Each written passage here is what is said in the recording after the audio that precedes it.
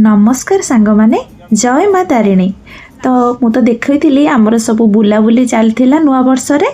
तो सब बुलाबुली सरला तापरे जोरे भोक करथिला सेते बेलको खाइबा संधान रे आमे बाहर कोठी गोटे भल जगार खाइबा मिलिबो।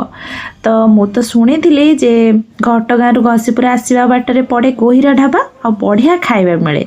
मु आम साइड लोक मानकठु भी शुणी बहुत बढ़िया खाइबा सेठी मिले। तो आमे आसिक आज सेठी पहुंच जाइथिलु खाइबा पई। तो सेठी बसला भितर तांको खाइबा दबार स्टाइल भी बढ़िया थिला। देखुना मो हुलिया डुगुली जाइथिला सेते बेलको बुली बुलिकी।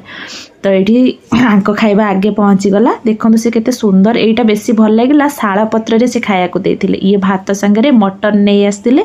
मटन टेस्ट तो पूरा बहुत बढ़िया थिला। रविवार जेहेतु थिला बोंकर आज तो भेज बारी सी भात पनीर मसरी मशरूम डाली एमती सब खाइले। आउ आमे समस्ते बिरियानी खाइतिलु। बिरियानी रो